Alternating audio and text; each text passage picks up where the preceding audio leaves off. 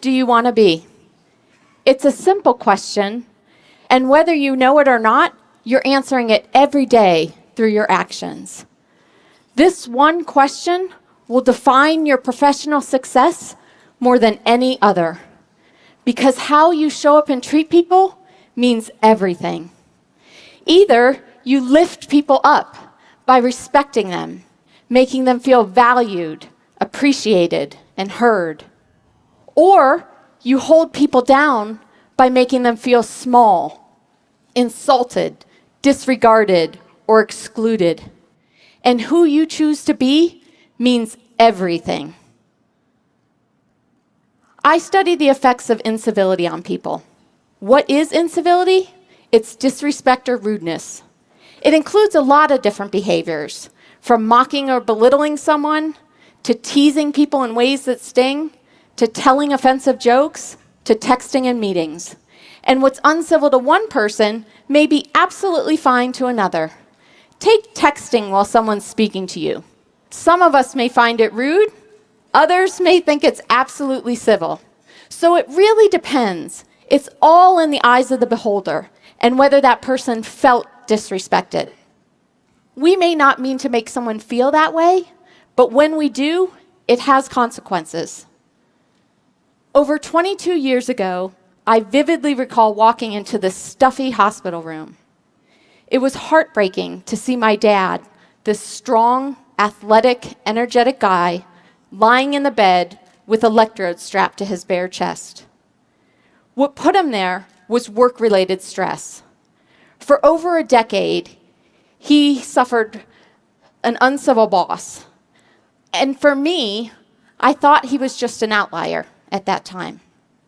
But just a couple years later, I witnessed and experienced a lot of incivility in my first job out of college. I spent a year going to work every day and hearing things from coworkers like, "Are you an idiot? That's not how it's done." And if I wanted your opinion, I'd ask. So I did the natural thing. I quit, and I went back to grad school to study the effects of this. And there I met Christine Pearson. And she had a theory that small, uncivil actions can lead to much bigger problems like aggression and violence. We believed that incivility affected performance in the bottom line. So we launched a study, and what we found was eye-opening.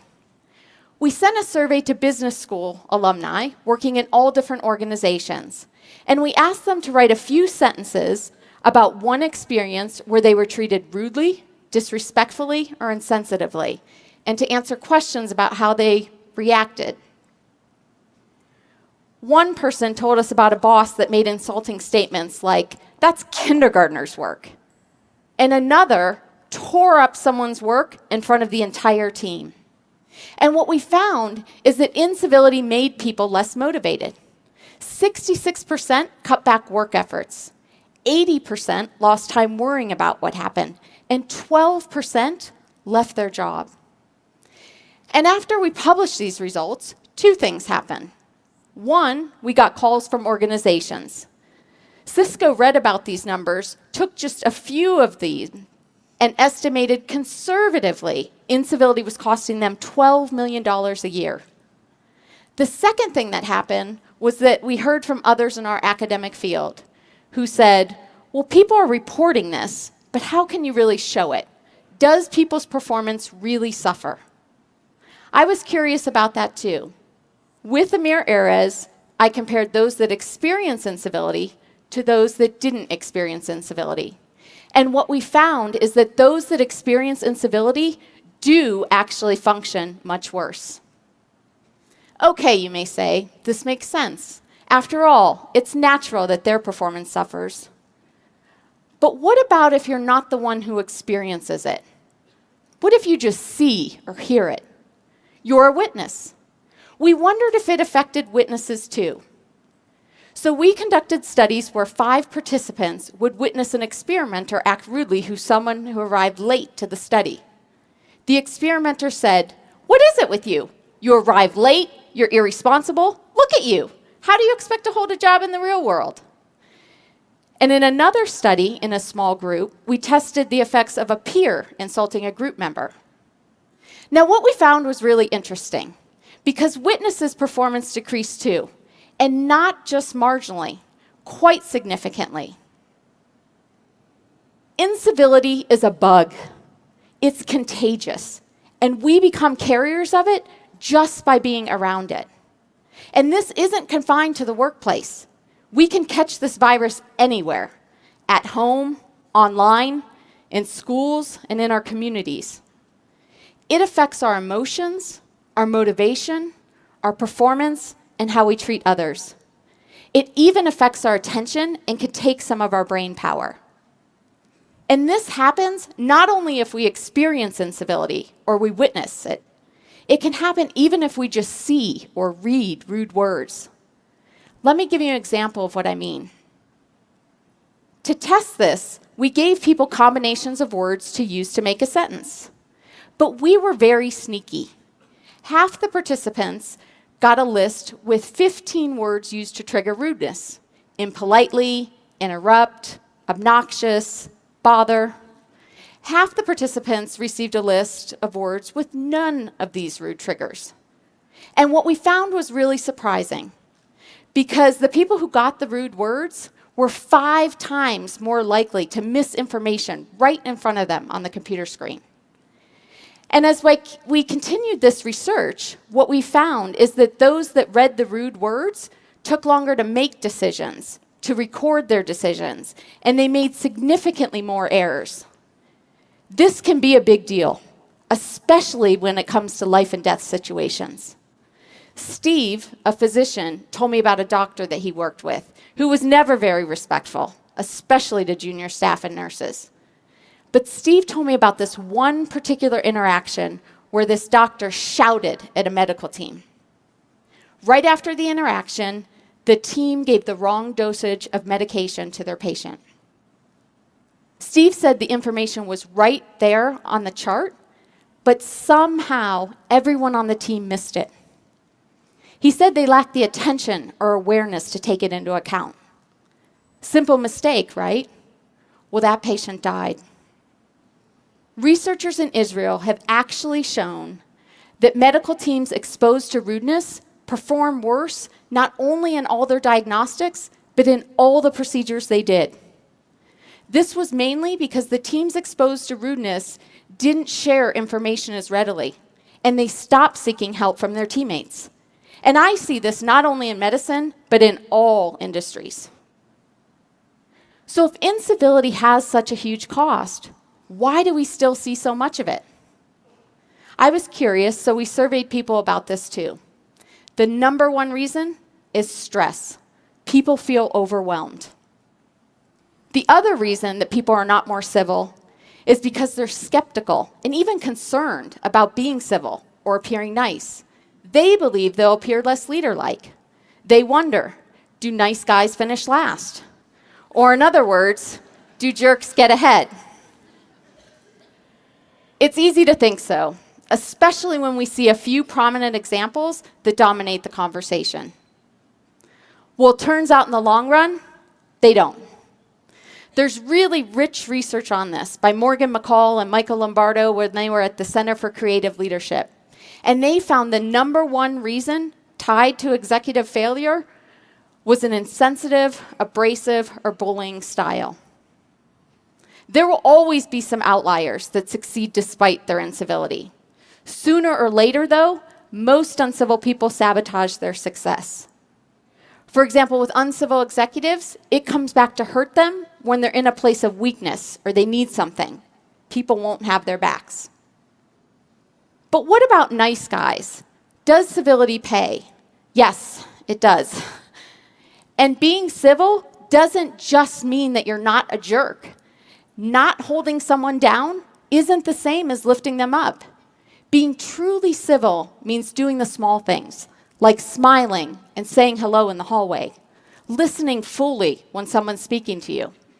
Now, you can have strong opinions, disagree, have conflict, or give negative feedback civilly, with respect. Some people call it radical candor, where you care personally, but you challenge directly. So yes, civility pays. In a biotechnology firm, colleagues and I found that those that were seen as civil were twice as likely to be viewed as leaders, and they performed significantly better. Why does civility pay? Because people see you as an important and a powerful, unique combination of two key characteristics: warm and competent, friendly and smart. In other words, being civil isn't just about motivating others, it's about you. If you're civil, you're more likely to be seen as a leader. You'll perform better, and you're seen as warm and competent. But there's an even bigger story about how civility pays, and it ties to one of the most important questions around leadership. What do people want most from their leaders? We took data from over 20,000 employees around the world, and we found the answer was simple: respect. Being treated with respect was more important than recognition and appreciation, useful feedback, even opportunities for learning. Those that felt respected were healthier, more focused, more likely to stay with their organization, and far more engaged. So where do you start? How can you lift people up and make people feel respected? Well, the nice thing is it doesn't require a huge shift. Small things can make a big difference. I've found that thanking people, sharing credit, listening attentively, humbly asking questions, acknowledging others, and smiling has an impact. Patrick Quinlan, former CEO of Ochsner Healthcare, told me about the effects of their 10-5 way, where if you're within 10 feet of someone, you make eye contact and smile. And if you're within 5 feet, you say hello. He explained that civility spread, patient satisfaction scores rose, as did patient referrals. Civility and respect can be used to boost an organization's performance. When my friend Doug Conant took over as CEO of Campbell's Soup Company in 2001, the company's market share had just dropped in half. Sales were declining. Lots of people had just been laid off. A Gallup manager said it was the least engaged organization that they had surveyed. And as Doug drove up to work his first day, he noticed that the headquarters was surrounded by barbed wire fence. There were guard towers in the parking lot. He said it looked like a minimum security prison. It felt toxic. Within 5 years, Doug had turned things around. And within 9 years, they were setting all-time performance records and racking up awards, including Best Place to Work. How did he do it? On day one, Doug told employees that he was going to have high standards for performance, but they were going to do it with civility. He walked the talk, and he expected his leaders to. For Doug, it all came down to being tough-minded on standards and tender-hearted with people. And for him, he said it was all about these touch points, or these daily interactions he had with employees, whether in the hallway, in the cafeteria, or in meetings. And if he handled each touch point well, he'd make employees feel valued. Another way that Doug made employees feel valued and showed them that he was paying attention is that he hand wrote over 30,000 thank you notes to employees. And this set an example for other leaders. Leaders have about 400 of these touch points a day. Most don't take long, less than 2 minutes each. The key is to be agile and mindful in each of these moments. Civility lifts people. We'll get people to give more and function at their best if we're civil. Incivility chips away at people and their performance. It robs people of their potential, even if they're just working around it. What I know from my research is that when we have more civil environments, we're more productive, creative, helpful, happy, and healthy. We can do better. Each one of us can be more mindful and can take actions to lift others up around us, at work, at home, online, in schools, and in our communities. In every interaction, think, who do you want to be? Let's put an end to the incivility bug and start spreading civility. After all, it pays. Thank you.